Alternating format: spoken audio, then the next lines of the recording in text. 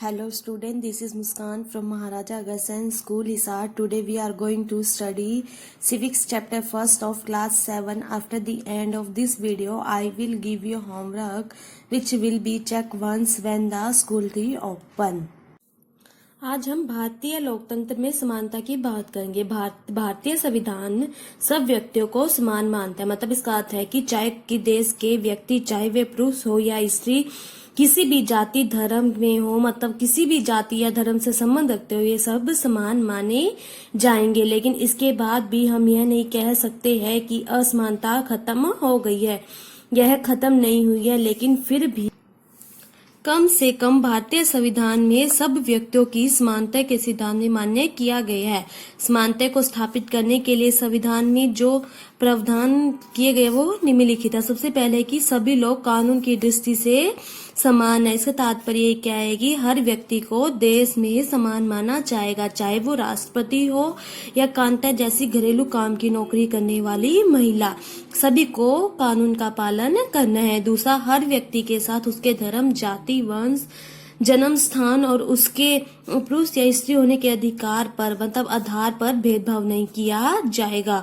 और तीसरा क्या है, हर व्यक्ति को सार्वजनिक स्थानों पर जाने की अनुमति होगी। मतलब सब लोग कुओं, सड़कों, नहाने के लिए घाटों का उपयोग कर सकते हैं।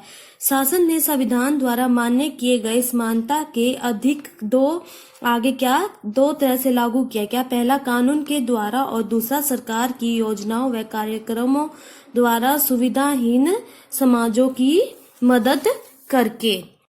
भारत में ऐसे अनेक कानून हैं जो व्यक्ति के समान व्यवहार प्राप्त करने के अधिकार की रक्षा करते हैं। जिस समय क्या सरकार द्वारा उठाए गए कदम है। सबसे पहले क्या है, भोजन की व्यवस्था।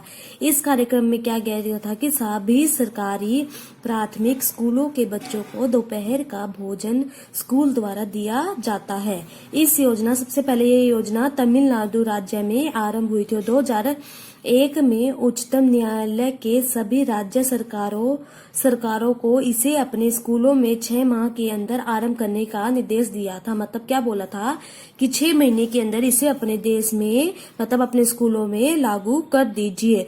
ये क्या था, काफी सकारात्मक प्रभाव पड़ा। उदाहरण के लिए हम ले सकते हैं कि बच्चों को दोपहर का भोजन स्कूल में मिलने लगा। इसमें क्या हुआ, अधिक संख्या में बच्चों ने स्कूल आना शुरू कर दिया। और शिक्षक ने बताया, मतलब अध्यापकों ने बताया कि बच्चे खाना खाने के लिए घर जाते थे और वापस स्कूल नहीं आते थे। और इस स्थिति में भी अब सुधार आया है। वे महिलाएं या माताएं जिन्हें पहले अपना काम छोड़कर दोपहर को बच्चों को खाना खिलाने घर जाना पड़ता था, अब उन्हें ऐसा नहीं करना पड़ता है। इस कार्यक्रम में जातिगत पूर्वाग्रह को कम करने में भी सहायता मिली है। और क्योंकि स्कूल में निम्न तथा उच्च जाति के बच्चे साथ साथ भोजन करते हैं और कुछ स्थानों पर भोजन पकाने के लिए दलित महिलाओं को काम पर रखा गया है। इसमें क्या, निर्धन विद्यार्थियों को भूख मिटाने में भी सहायता मिली है, जो प्राय खाली पेट स्कूल आते थे और इस कारण पढ़ाई पर ध्यान केंद्रित नहीं कर पाते थे। जो ये अवसर था, इसमें समानता बढ़ाने में महत्वपूर्ण भूमिका निभा रहे थे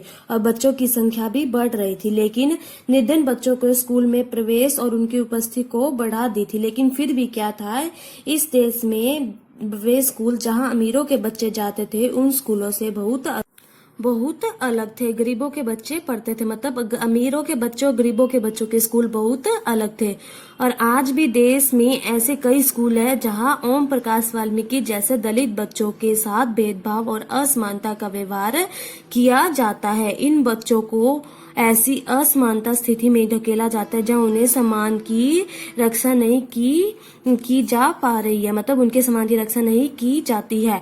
ऐसा इसलिए है क्योंकि कानून बन जाने के बाद भी उन्हें समान समझने के से इनकार कर दिया है। आज आपका होमवर्क है इसी चैप्टर के questions right and learn. Thank you.